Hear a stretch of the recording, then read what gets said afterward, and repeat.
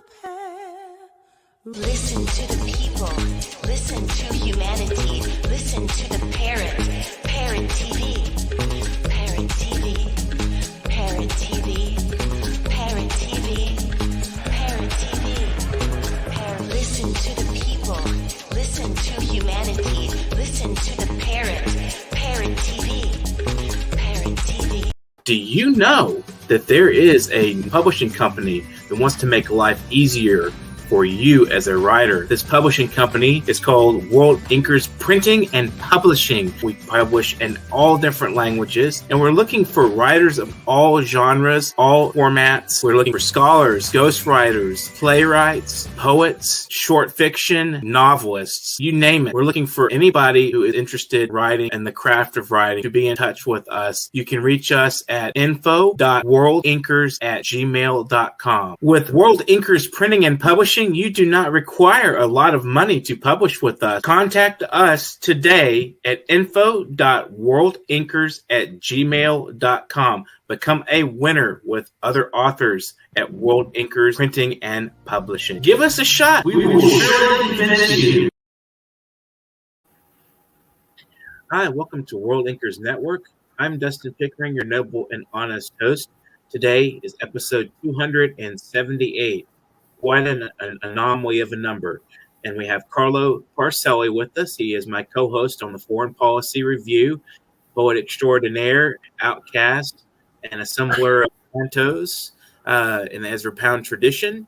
So let him introduce himself a little bit and further so we can get some ideas about who he is as a poet beyond the political edge that we spew on the Foreign Policy Review.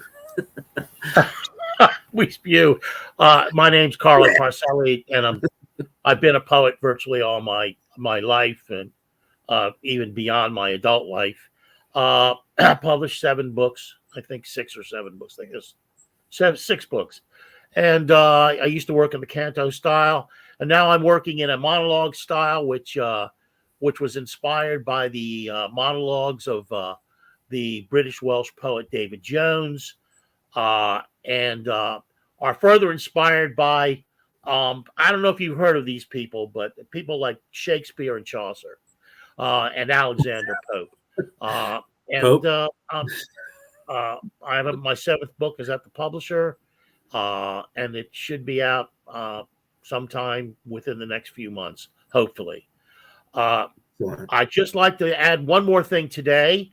I am vaccinated, and I do have the booster, and I've just learned that after I became vaccinated, my IQ has gone from 134 to 166. So I can join all the anecdotal bullshit that's out there about vaccinations now, because my IQ has gone up another 18%. Thank you very much. From being vaccinated, I'm sure it's cause and effect. I'll ask Jimmy Dore about it, but I'm sure it's cause and effect. And that's my intro. Public service announcement from Carlo Parcelli. Thank you so much.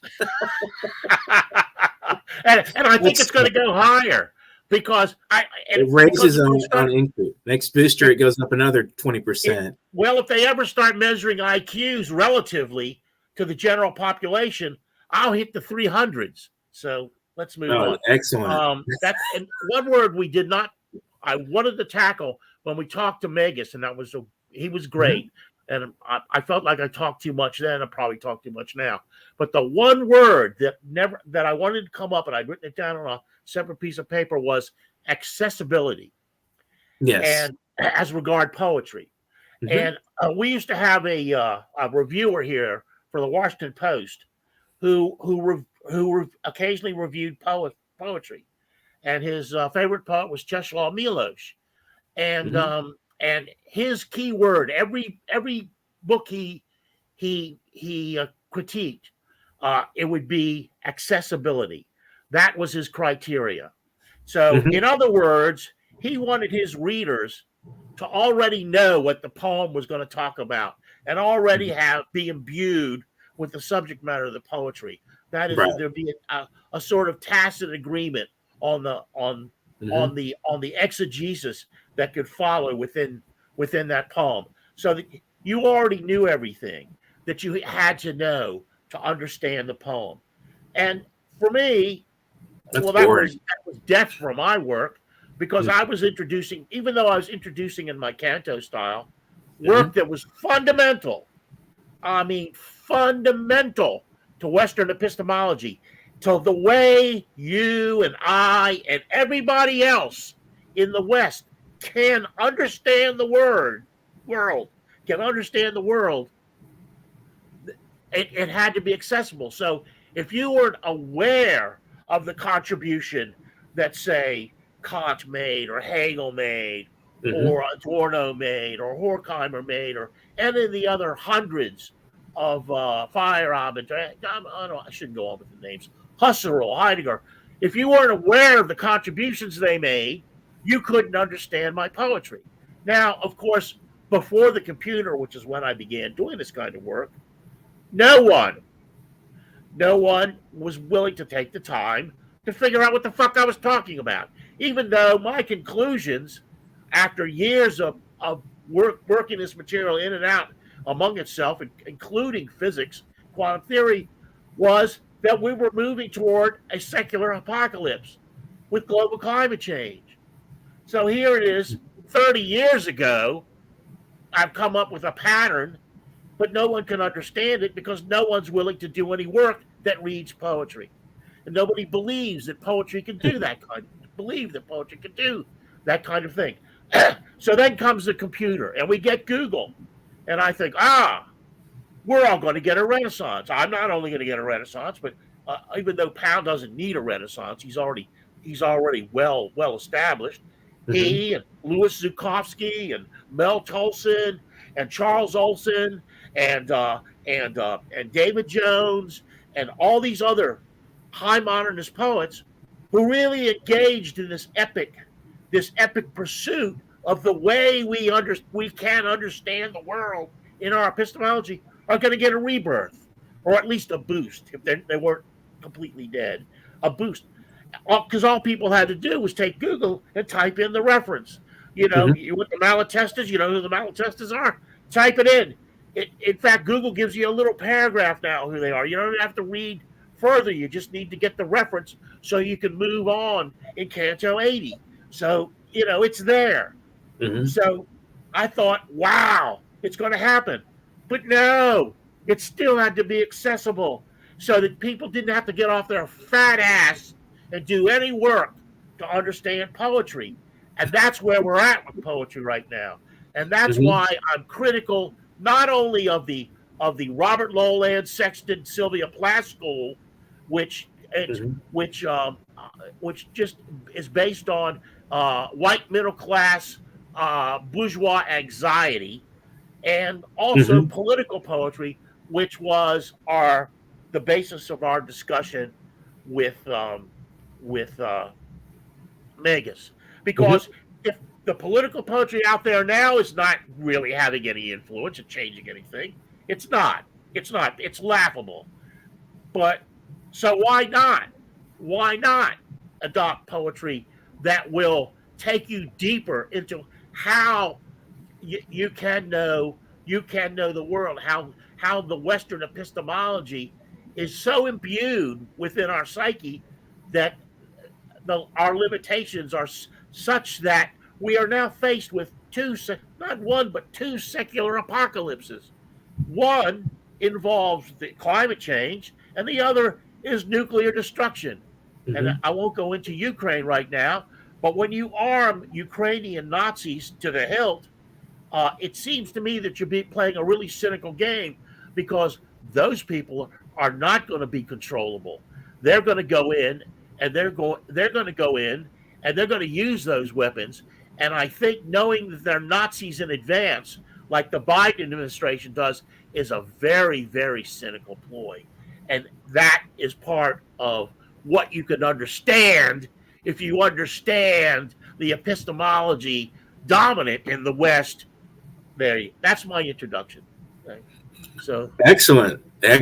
So when did your shift come from the canto tradition to the monologue tradition? When did that happen, and what prompted that?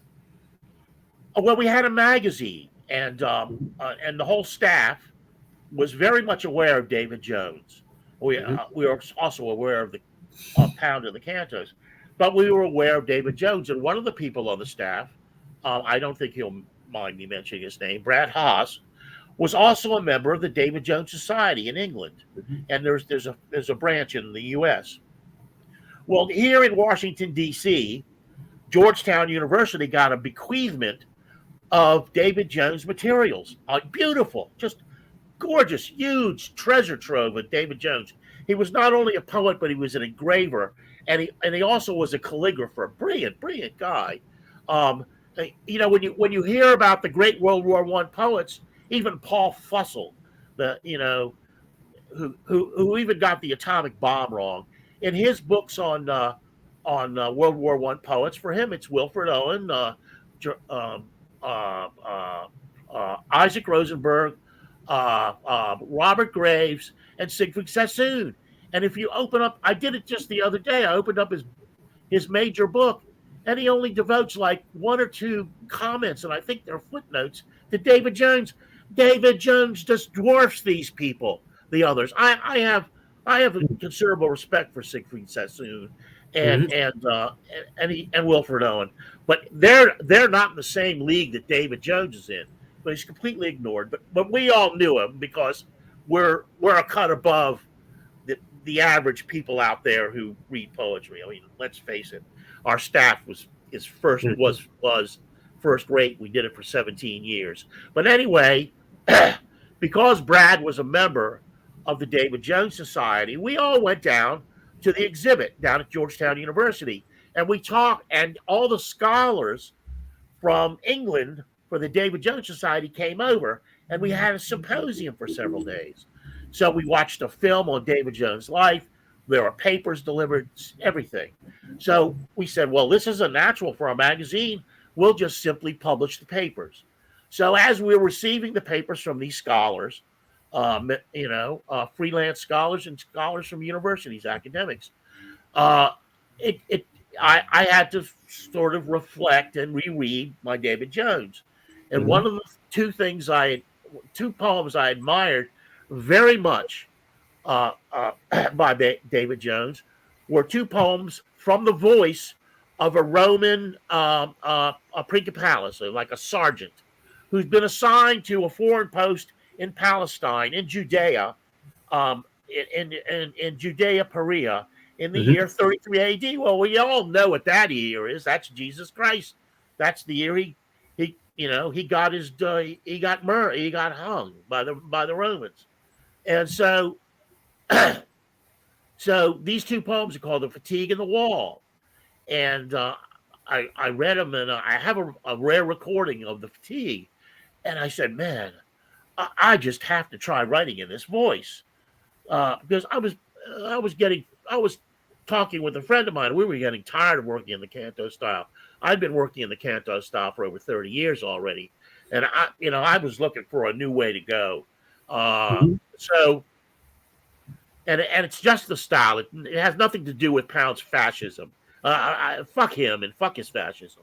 But so I just sat down one day, and I said, well, let me place myself in 33 AD, and I wrote the first monologue from Severinus, who rather than the traditional centurions that were around Jesus, I made up this one, and I wrote a monologue around him, and it sounded pretty good to me. So subsequently, I went on to write 94 of these monologues, 88 of which are published in what's called My Canaanite Gospel. So I had made the transition, and I was hooked. And then I wrote an epic called Canis Ictus in Exilio, which is almost 200 pages. And it's a kind of revenge poem about a cynic, a Roman cynic philosopher of that time, being exiled to an island, and his exploits. He travels around the world, and has all these adventures. So it's kind of an adventure poem too, and it's long. And then I wrote a poem based on a lost work by Homer, and I figured, well, it's lost. I'll make it come to life, so I'll work it up again.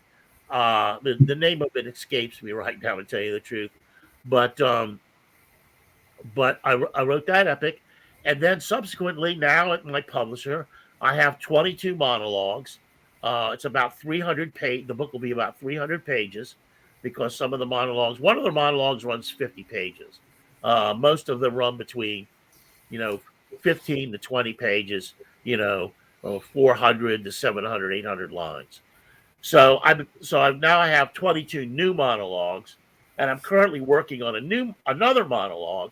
This one's based on a merchant in Ephesus, a little after the time of Christ, and it involves John of Revelation, and it's really, and this is where people miss the contemporary allegories available in works like mine, is that in that work, in the John of Revelation work, this merchant, he goes to Patmos, where John has been exiled, and John kind of keeps getting in the way, because John is a stinkweed addict. He's a datura addict. Anybody in that region of the world, datura, stinkweed, this hallucinogen, it grows everywhere. And John is obviously, if you read Revelation, the guy's on something. So what's interesting about this is my narrator, who obviously is not really much like me, is a very conservative merchant. He's a kind of Wall Street investor type, if you were to translate him into today's terms. So he sees John through that lens of like the practical world and the contradictions, and within that he sees contradictions within himself. For example, he sees that John is a follower of Jesus. Jesus has died already, so have many of the apostles, and so have many of the followers of Jesus. And what was Jesus's main thing? Peace. What's in John of Revelation? Slaughter. It's page after page of slaughter. Everybody that's not a Christian is going to be slaughtered. So this merchant, he goes, whoa, what I heard about this Jesus guy was not that. And so, what's impelling this guy to this kind of lunacy? And obviously it's the fact that he's literally made himself insane by imbibing stinkweed. And so it goes on and on. So, and I'm working on it, and I'm only about 20% through John of Revelation, and I've already got 800 lines. So God knows how long that's going to be. And that's the story. Well, interesting. That's really a fascinating subject. I'm interested in the Revelations, tradition myself. It's fascinating, the doomsday and destruction and apocalypse, and and you're right. I mean, it's definitely, there's a contradiction in the fact that it seemed like Jesus was very much a peacekeeper and a pacifist, and get this notion and revelation that bloodshed and just horrific visions of famine and destruction. He's just going to wipe out the whole planet basically and clear room for his followers and his people, and that doesn't strike me as a very healthy attitude towards humanity.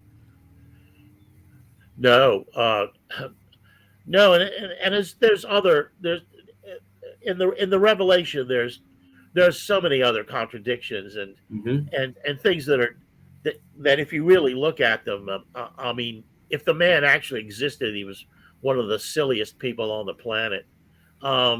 So it does have a lot of humor in it. It does have a lot of, and so does actually Catechetics and Exilium, and the Canaanite Gospels have a tremendous amount of humor in them. It's like in the introduction to the Canaanite Gospel, I have something to the effect of like where pop culture gets high and high culture goes low, or something like that. So it's an attempt to make a combination of like really intelligent work not like this stand-up comedian work that we get a lot of now, but a Mhm. really intelligent, in-depth work, but at the same time entertaining. So Mhm. what I've discovered is it's true. It is entertaining.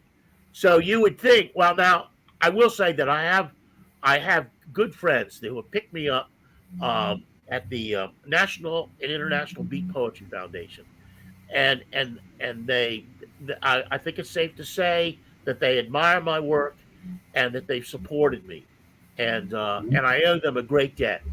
But I will say that the entertainment aspect of my work down here in DC, and I think this has something to do with the even among liberals, the very conservative nature of people down here, is that they find them too much.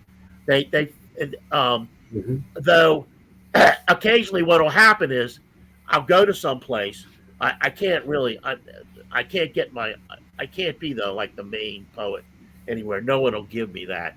But I'll go to an open mic and I'll do one of my monologues like James Zebedee, the first James Zebedee monologue, or my standard Lazarus, which is just filled with laughs. If he's the people down the pub ask if he's resurrected, where the fuck is he? So that kind of humor, and Mhm. and and it, the audiences will just eat up. They love it. Most of them, I can, they eat it up. But the people sponsoring the readings are disturbed by it, and occasionally they try to shoo me off the stage. I was going to a round robin open mic in Adams Morgan here in Washington. It was in a bar of all places. And after my second visit, they wouldn't let me take the stage. Uh, Mhm. uh, uh, I have all kinds of experiences. When we have what are called busboys and poets here and there. Mhm. It's a restaurant with a venue for poets, and in the one in my neighborhood in Hyattsville, Maryland, just outside the D.C. line, we have the Howard Zinn Room, which seats about 200 people, and every Thursday night they it's it has mostly spoken word African American poets, and it's filled. It's $5 a ticket. It sells out. Now this is prior to COVID, of course.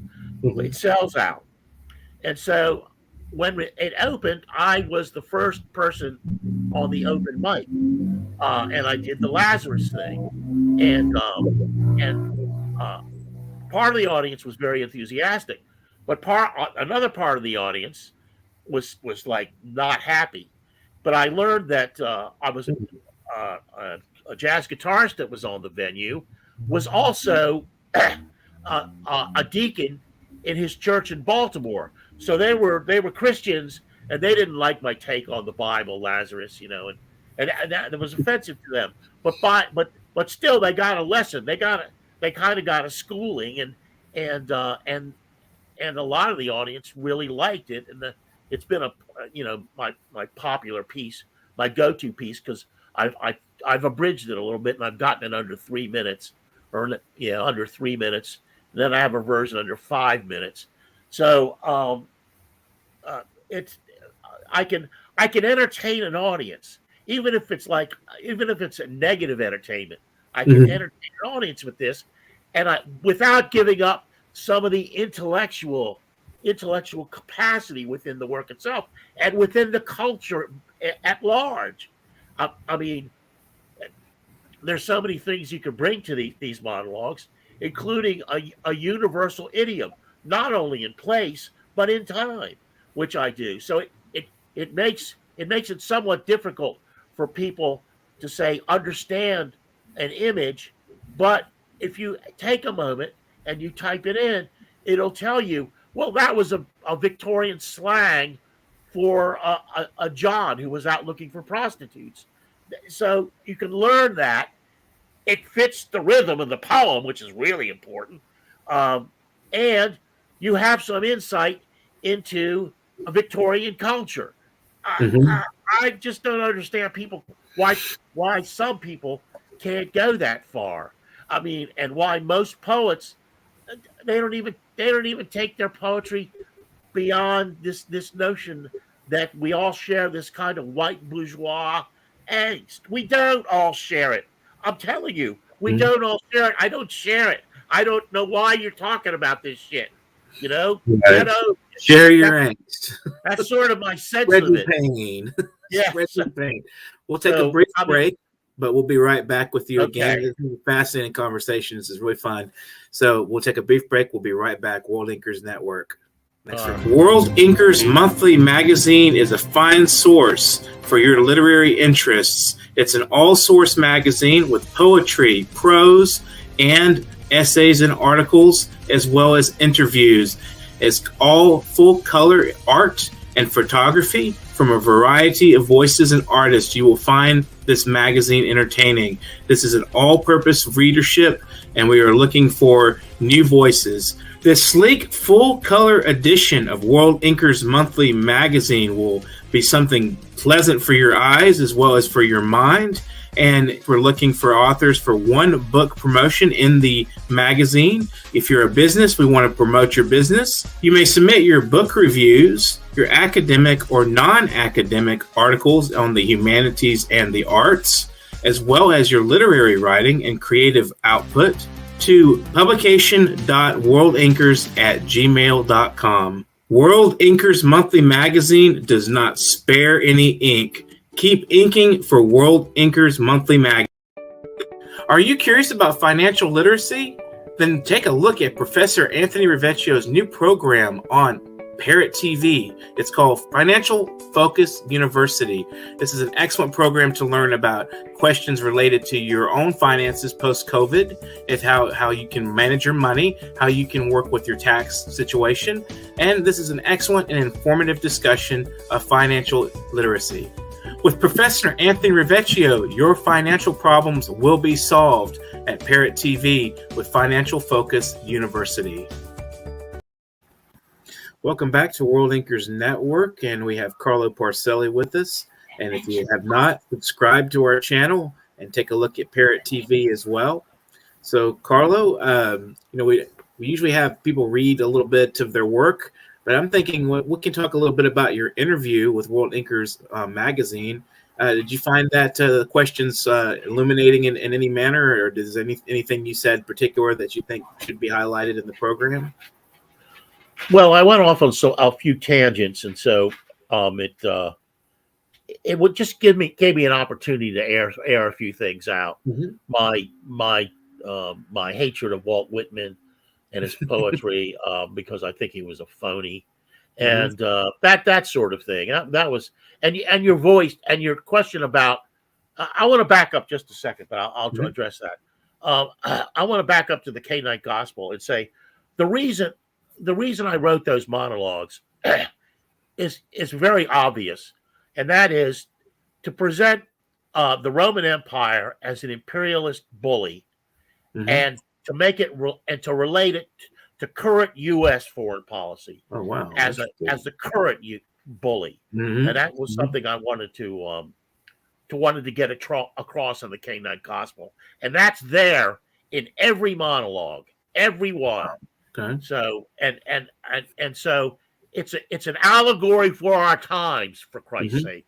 Okay. The other thing is, my wife wants me to mention the magazine we had for 17 years by name because it's an excellent magazine. It was called Flashpoint Magazine. It's still up. All the issues are still available online. Just go to Flashpoint Magazine. We worked very hard. Very, very hard on that. The one question I liked in your interview, and it was the most of all was the simplest one. What advice do I have for someone who wants to find their own voice? And my recommendation was, I wouldn't wish finding your own voice on my worst enemy. And the reason I say that is because if you find your own voice, genuinely find your own voice, genuinely think outside the box, no one will get you. No one will understand you or pretend to understand you. No one will read you. You will be ignored. So that and anything else is a kind of faux speaking in your own voice. It's because if you've got an audience, you're not speaking in your own voice. You're speaking in somebody else's voice. It's always been it's the notion that's well established since high modernism, that the poet has to be met. Certain poets have to be met halfway to understand them, and that has actually been true of most of the great poetry through the ages. It's you wouldn't academics wouldn't be feeding their children if there wasn't something to sit down, 20 undergraduate students for Alexander Pope or Lord Byron to discuss their poetry, to discuss it at length. That's the key to it. There wouldn't be universities with lit departments. I mean, even Ted Kooser, he said in an interview he can't believe people study his poetry in college because there's nothing to study there, and that's a kind of honesty I think bears some scrutiny. But the fact of the matter is, you wouldn't have Chaucer scholars. You wouldn't have Spencer scholars. You wouldn't have Shakespeare scholars if there wasn't more to it than accessibility. What's on the surface, and that's dying. That is dying. And if you do what I do and try to reinvigorate that tradition, you're totally ignored. And by a lot of people, especially people in power, the gatekeepers, you're despised because you're doing something they can't do, and they don't want to hear about. They don't want you around. This is what I do when I criticize somebody's poetry, like I criticized Louise Gluck a few days before she got the Nobel Prize on a chat list. And all these people jumped in, and several of them said, well, why don't you send some of your own work along? The challenge. So I did. I sent them about 3,000 lines from the monologues. And I didn't get one response. I didn't get, oh, these are terrible. They stink. You don't know what you're talking about. I didn't get, oh, I'm sorry. You're great. I had no idea that people like you were ignored out there. I didn't get anything. The whole spectrum. Because they're little white bourgeois cowards. They're little twits, and that I'm so sick of dealing with. So they are, and you can get my wife over here. We could tell you 1,000 stories like that one. So I won't get too deeply into it. But I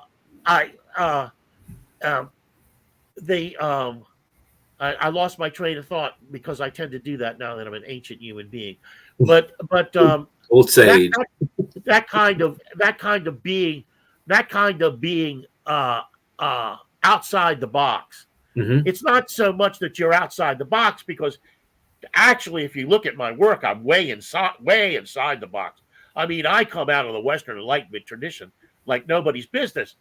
The hitch is I take the Adorno Horkheimer route, and I'm a critique of it. I take the Paul Feyerabend route. I'm a critique of it. I take the Edmund Husserl route, or the Martin Heidegger route, or especially the Husserl route, and I'm outside that tradition. I'm talking about its failures and its limitations. Kant talked about it. Hegel talked about it. It's all there. If you want to fucking find it, it's all there, and it can find its way in poetic form, and it can be entertaining, as my Gospels have proven. But if you're actually involved in the culture you live in and exist in and operate in, these people don't know what you're talking about. So that's on them. I think another important question we didn't get around to enough with Megas was why are most poets on the left, even if it is the faux left? Why are most poets on the left today? And what does that say about the quality of poetry? So we should have that discussion sometime, a full What do you think? Range. I don't know. I think it has an appeal of being, progressive. Has an appeal to being, for one, most academics are progressive, so it has a little bit of that iconoclast kind of intellectual stamina to it, and I think that the right doesn't so much provide so much of the, the artistic critiques that the left. I mean, the left has a strong intellectual push right now, and I don't think that. I think it just has a flavor that makes it feel trendy in a way, and poets are, they fall into the, not just poets, but artists in general kind of fall into this hipster category, the hipster type of artist. Not the serious artist, the critical artist, but the hipster artist. I mean, there's just a tradition. There's like a culture of this metropolitan, cosmopolitan kind of leftism that appeals to them for some reason. And I don't even think they even think about it. Most of them, I think they just, they fall into that, and it feels like they're saying that, fuck the system, and that's what the left is doing, and the conservative has it feels like they're saying, stay with the system. We need the system. The kind of Goldwater or PG O'Rourke sort of conservatives are not really a dominant factor. You have the Charlie Kirk types and the whoever else, those guys that are saying, yeah, we love the Constitution, and, but, stick with the system and blah, blah, blah. And then you have the left that seems like it can feel critical and energetic. And, if you're just kind of fit into that tradition of artistic endeavor. That's just my guess. I don't really know. I mean, it is a strange, there's a really strong undercurrent of feeling like it's both an outcast kind of medley to it, but also it's very trendy in a way, to be a non-critical leftist. It's interesting. Yeah, I mean, I agree with the portion you talk about. It's politically narcissistic. Yeah. And what I find interesting about it is that the dichotomy between domestic policy and foreign policy really comes into play here, because your description essentially touched upon, say the beats of revolt against 50s culture, mm-hmm. and certainly being someone that was young in their early teens, right after in the early 60s. I was very much aware of all of these changes that were taking place, mm-hmm. and so it struck me as being a kind of what my wife has called a cultural transgression, whereas I always thought that I wanted to be involved in an intellectual transgression, and I don't think the cultural transgression is nearly as dangerous or is nearly as off-putting to the greater society, especially a narcissistic one, as an intellectual transgression. Well, we're told, that being that faux individual is what we were supposed to be doing. That express yourself individual. And that means just dress fat in the whatever anti-fashion there is out there. Cut holes in your jeans and, spike your hair kind of thing that punk rockers did. And that's become fashionable, looking like a sadomasochist or a goth, that's subculture, that kind of stuff is seen as sort of a fashionable rebellion. It's a channel for angst again. Yeah. I mean, I can kind of relate it to, we had Billy Bob on, and he's a Marxist. He's very articulate, and mm-hmm. I want to have him on again next week. Absolutely. But, on our other show, but mm-hmm. This morning he and I were kibitzing with these Venezuelans, and this one Venezuelan, or sometimes he says he's Cuban, sometimes he says he's Venezuelan, but he insisted that it was the Maduro government and the Chavez government that were stealing all the revenues from Venezuela, and I said, no, it's me stealing it. I'm stealing it. I know I'm stealing it. Along with the British, I stole all of your gold, $1.3 billion worth. Juan Guaido has stolen tens of millions of dollars, and I've gotten a little bit of take from it, although he's stolen tens of millions of dollars of American taxpayer money too. But I'm able to live in this relative luxury because I've spent my life stealing from you, because I'm an American citizen. Mm-hmm. That's what we get. we're part of the imperialist steel, and of course he had no comeback for that, so he just put the laugh emoji up. Um, Right. but it's true. I Yeah. mean, that's the conundrum. And if that is embedded in your psyche, you can't be a revolutionary. You can't be a real leftist because you're not living the leftist experience. You can't be a leftist living in Chevy Chase, Maryland, where the average house price is $7 million, or Langley, Virginia, where all the CIA people live in their in their gated mansions, where the average price is $10 million. It's all these CIA slime.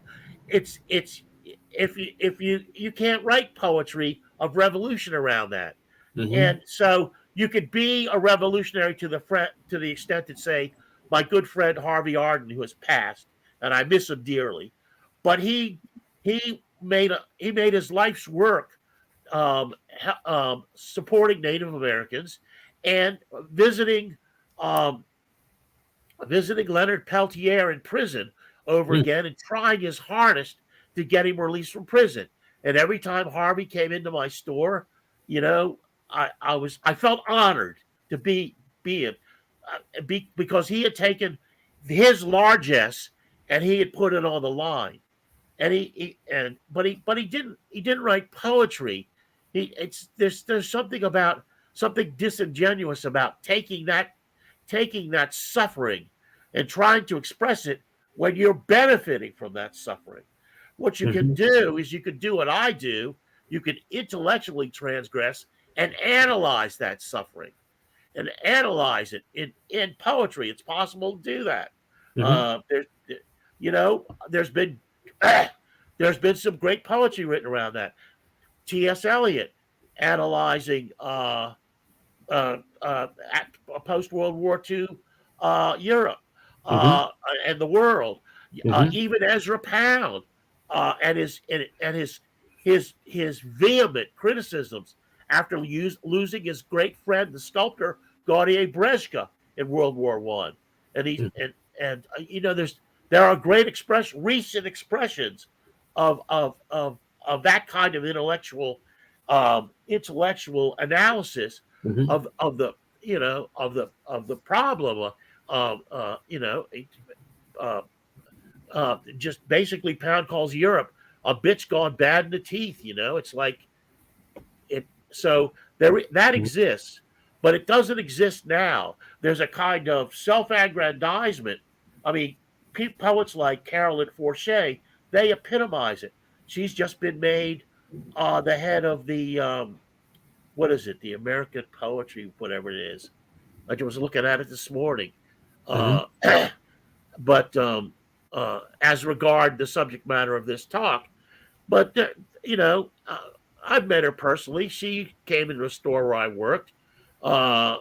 She wanted to write a long poem, and she bought all of this philosophy, and there's no sign she ever read any of it.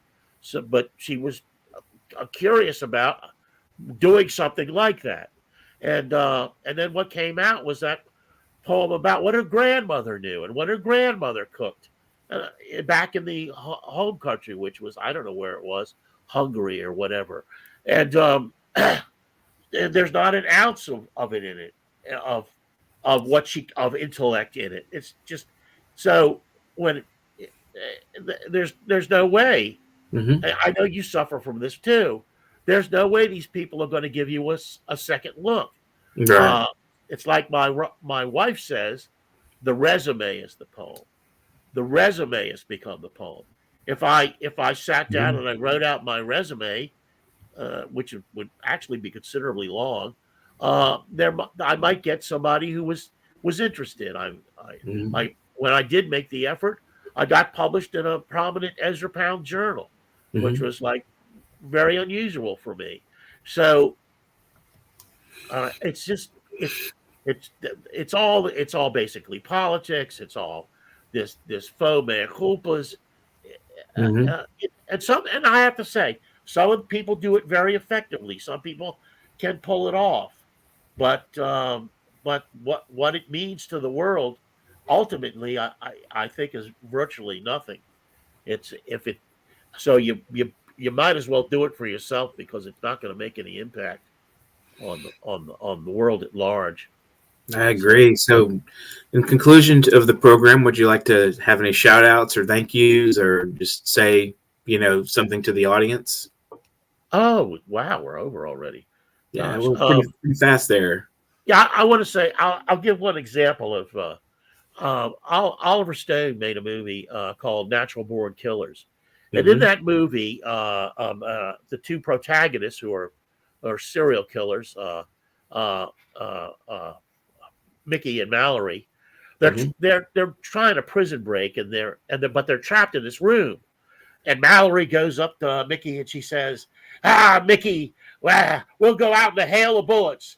We're trapped. Let's just go out in a hail of bullets. We'll kill them all. We'll just go out in a hail of bullets. And Mickey turns to her and says, Mal, that's poetry. We'll do that when all else fails. And that, for me, is a mantra. Is a mantra for the state of poetry today. And I'm not responsible. Don't blame me. Excellent. Well, thank you so much for joining us on the show. And those last words, those will be the last words. We'll put those on some tombstone somewhere. Always a pleasure. Thank you so much. So, excellent.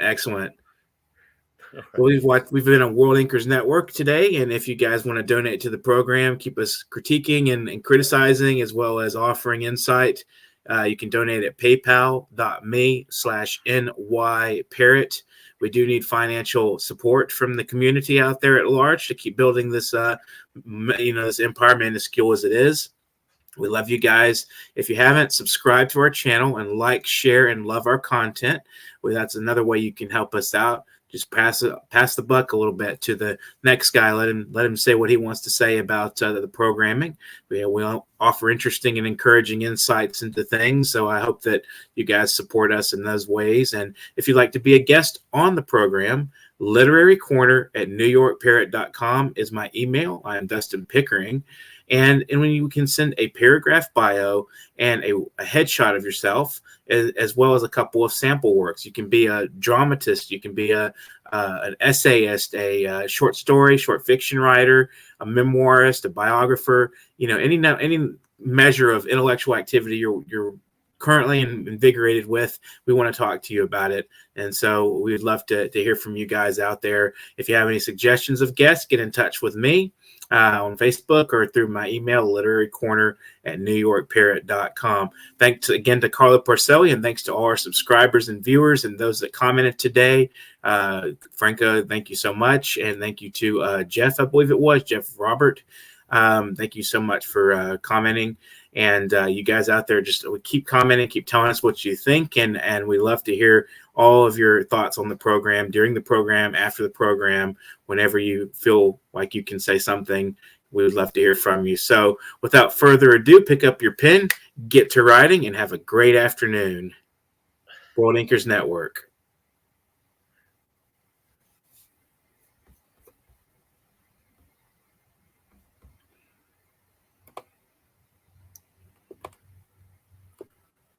Watch out for World Inkers Magazine, monthly magazine coming out soon.